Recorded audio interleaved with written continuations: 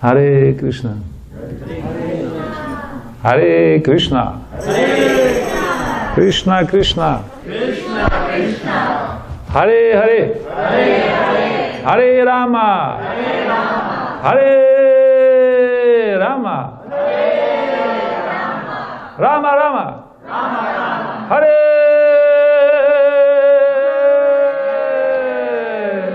Hare. Hare Krishna. Hare Krishna to everyone. Thank you for coming, all friends, devotees, visiting guests. Thank you for joining this program. And how many of you came for the first time? You. Me, right, exactly. Yeah, I'm first time here, by the way. And I'm very grateful that you invited me. I've been told like only 15 minutes to speak.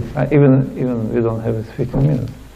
Yeah, we also have a birthday to celebrate. Oh, so no more speak, no more talk. You can speak 5-10 minutes. What should I speak for 5 minutes? Maybe you ask something or you're interested in to discuss anything. You can ask me. Maybe you can. Yes, ma'am. So how to develop taste for holy name? How to develop taste for holy name?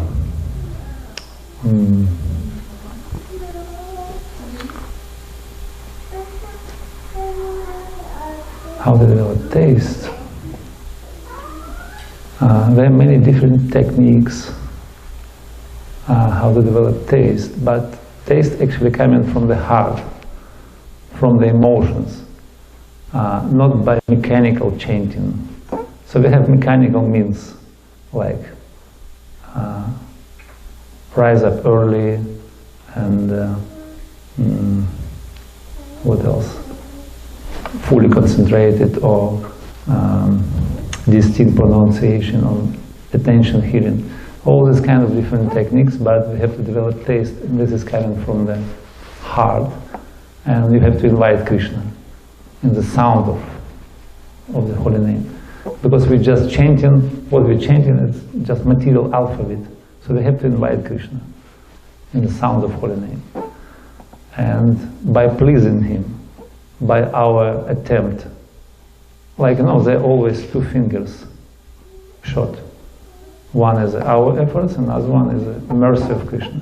So we have to do endeavor, we have to invite Krishna in the sound of holy name, right? And we know that holy name is not different from Krishna. Binatva nama namino. Nama and nami, they are not different. Krishna, he is a person, holy name is also a person. And holy name is a chintamani gem, philosophical touchstone. You can fulfill all your desires. Nama chintamani Krishna chaitanya rasa vigraha purna shuddha nitya mukta binatva nama namino. It is living force, and it is non-material, aprakrita chaitanya rasa, full of transcendental mellows, sweet, loving mellows. So by chanting holy name, we associating with Krishna directly, right? Becoming in contact with Krishna. And of course we have to rise up from the modes of nature, rise above. And we have to input some emotions. Our sincerity, our surrender to Krishna, right? Like Krishna said in Bhagavad Gita, Tesham satatam yuktanam bhajatam prityu provakam. You have to perform your bhajan with love, priti.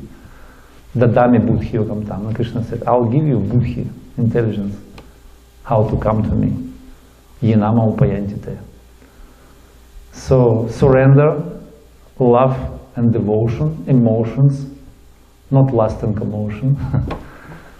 And so finally, hopefully, Krishna will appear in holy name. And then we'll experience taste. Beautiful sweet mellows, which are saturated in the sound. Holy name is full of rasa. Yeah. Yeah. And it is like a next level of chanting. So we have to add some emotions, because bhakti is emotional life. It's not a mechanical yoga system with different postures and breathing exercises. So bhakti is emotions. That's all about emotions. And this is personal relationship with Krishna. So we have to treat holy name as a person. So Krishna is a person, his holy name is also absolute. Yeah.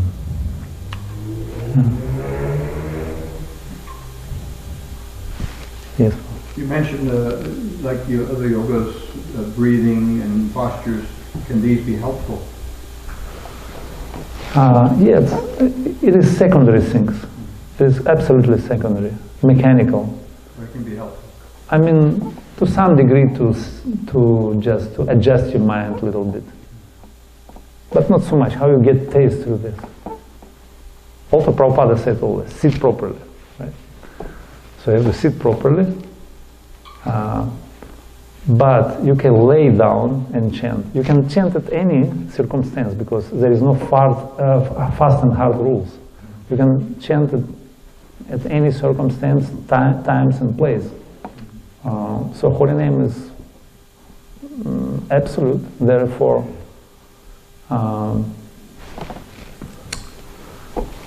yeah, it is secondary. It is just secondary. Mechanical yoga postures, maybe some kind of fasting and rise up early. It is helpful, but there is no real taste. There is no. I mean, it's just external things. So we have to please Krishna. We have to overcome him by our devotion, by our heart, our big heart. This is bhakti yoga. Pure devotion. What are the symptoms that we're developing from attraction to the name? What are the symptoms? Of that we're developing, we're becoming more favorable to the holy name. What would be some of the symptoms that are showing that we're developing more? It is natural. Like you eating food, you become, you quench your thirst, you quench your hunger, you become satisfied and nourished. There are three things. Tushti, pushti, kshuta, haya, bhakti, parashana, bhava, vikritir. It is saying in Bhagavatam. So it's like an eating process. You become more nourished, you become satisfied, and you get rid of hunger.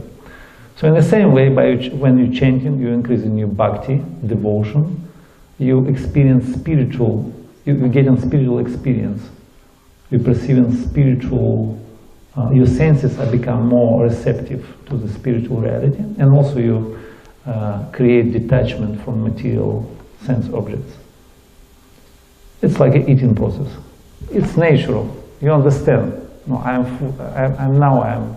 okay. I'm feeling good.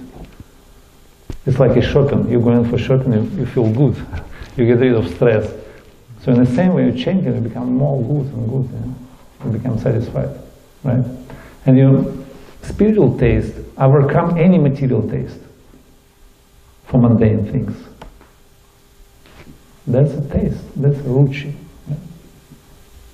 And by get it, we have to overcome our inner material desires, like unwanted things, and that's called clouds of ignorance, and no, it's called dark of ignorance and clouds of anarchas. Anarchas means unwanted desires and all this kind of. Yeah, they're blocking our taste, so we don't have. Sometimes it seems like after long, I've been chanting for years, and then you get some initial bliss, especially when you come in the congregation of devotees, and people who want to chant together. But when it comes down to personal meditation on the name, as part of the sadhana of the practice. Sometimes people say, oh, this chanting Hare Krishna is so simple. They don't want to take it up yet. It's so simple, you know, it's 3 words, Krishna, Rama, Hare. You know, just repeat that. What's the big deal? Yeah, what's the big deal? You try doing it for a while, you know? Every day. Every day. So, in one sense, it is simple, but it is not easy, necessarily. Yes, there is recognizable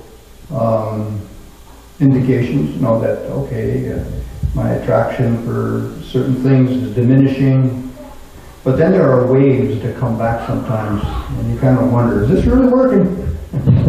You know, process is simple, but application is sometimes is difficult, right? And even a parrot can chant. Yeah. Parrot, yeah. 3 words. And I've chanted it like a parrot for a long time. Go through the motions, you know. I like what you said about it's the emotion. Yeah. The name of the person. Yes, Krishna is the person. The name of the person. Yeah, I don't know. My personal experience. So we have to cry. We have to pray for Krishna very sincerely with our heart, and maybe sometimes cry. If you understand our situation in this material world, so we're drawing in this ocean of repeated births and deaths. We're helpless people, we're helpless cases.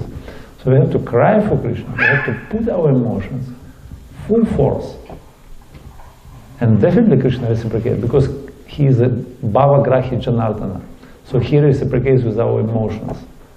So if we put emotion, Krishna reciprocates immediately.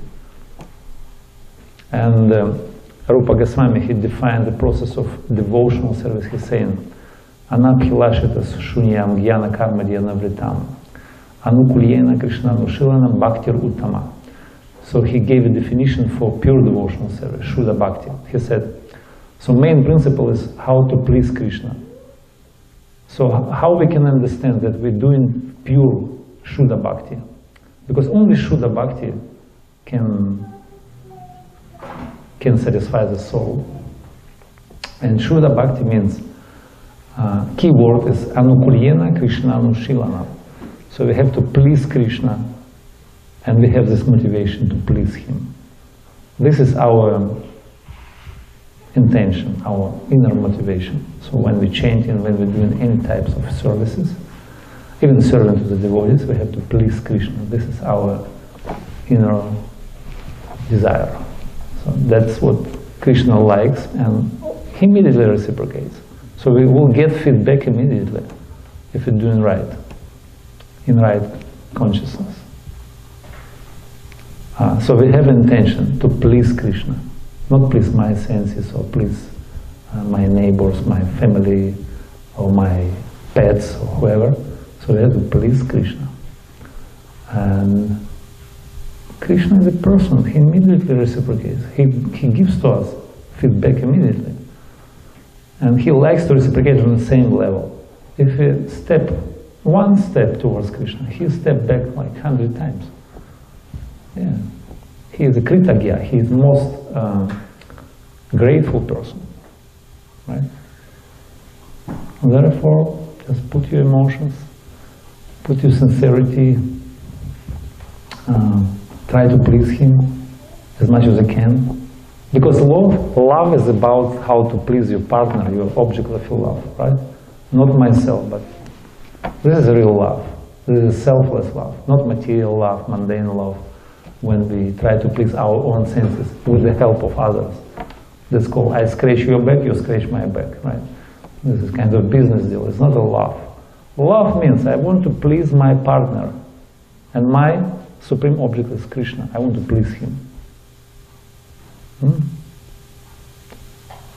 And we have to create this mood while we're chanting. Otherwise, we're going to feel dry and, and boring, nothing happening. We're chanting like a parrot's ears and ears and nothing happening. But Maya is so attractive. Why I'm doing here? I'm spending my precious life for nothing, wasting my time. Let's enjoy it. Let's go to Maya. they're more interesting. Right. Yes. So,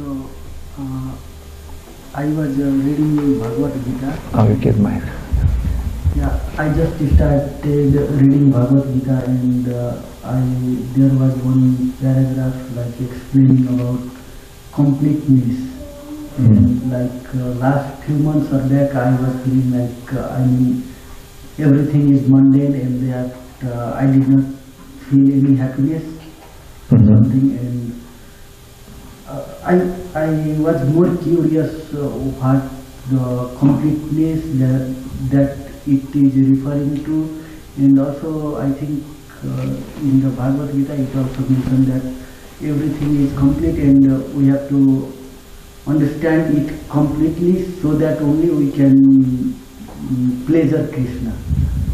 So if you could... completeness, about completeness. Yeah. Yeah, it is saying in Shi Isha Upanishad. It is one of the Upanishads, one of the main. Prabhupada translated it for us, and it is saying first mantra, Om Purnamada Purnamadachyate Purnasya Purnamadayam Purnama Vavashishyate. Om Purnam. Purnam means full, complete, whole. So everything included. So I'm full, I'm just satisfied. So this completeness related to three objects: to Krishna, to material nature, and to soul.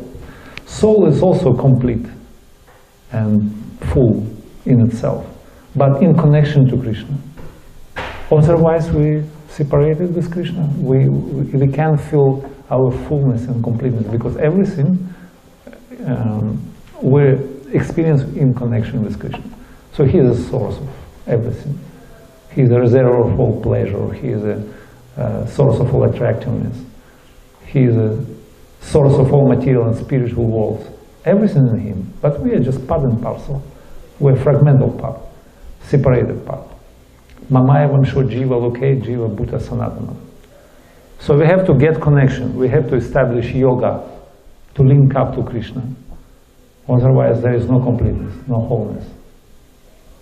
Just miserable life, material life, and bodily conception of life. I am just body, I am Indian, I am American, I am Russian, I am Ukrainian. This is not completeness. This is just struggle for existence.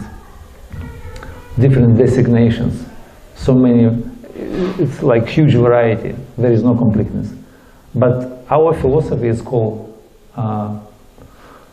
simultaneous oneness and diversity. So we can feel oneness and at the same time diversity, because we are different on material level, right? We all of us, we are different.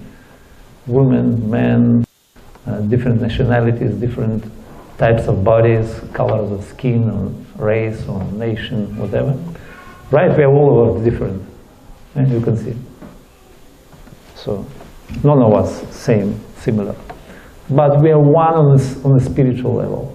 All of us, we are, have spiritual oneness, right?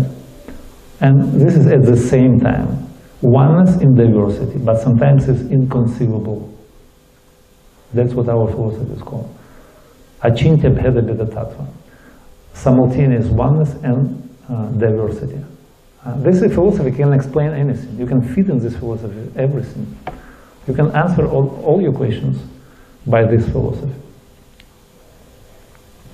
So you have to connect, in other words, you have to connect to Krishna and establish yoga. Yoga means connection. Through the bhakti, because there are different approaches, different types of yoga. There is ladder of yoga. It's called ladder of yoga. So you can go through the different steps, staircases. You can step up. First step is karma yoga, then jnana yoga, dhyana yoga, ashtanga yoga. And on the top there is bhakti yoga. So bhakti yoga is the topmost yoga system. Because you directly reciprocate with Krishna on a loving devotional service. So what can be better? So all other previous yogas, they're just preliminary steps or secondary, which are helping to establish your a loving devotional service to Krishna. This is called Bhakti Yoga. This is topmost yoga system. And by doing Bhakti Yoga, you can go like on an elevator very quickly, going up to the higher level of skyscraper, not by using stairs, but just going on an elevator very quickly. Yeah, this is Bhakti Yoga. So connection through the Bhakti. Then you feel wholeness, completeness, and satisfaction. Om Purnamadah Purnamidam. So you become Purna. Purna, you know Purna in Hindi? You become Purna. Right? So we have now cake, Purna, big. So we're gonna celebrate birthday today, birthday party. Mila's birthday is tomorrow. We are celebrating. Irish? Oh man, I didn't know. Yeah. Oh, that is wrong. Fantastic. Oh yeah, how about that? Saint So- Maridasi. So we're going to sing, chant for her. Mila, look at the cake. That's for you. It looks very attractive, huh? I will read everything. Up.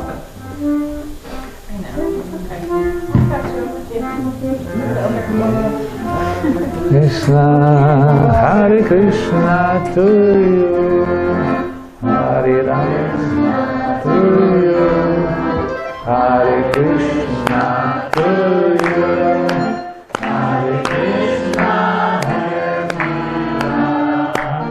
Hare Krishna to Whoa, look at that! you. For her. You don't bite, don't worry. Look at the bear for you! The teddy bear! Teddy bear. He's being shy. It's okay. Haribo. I know. Hare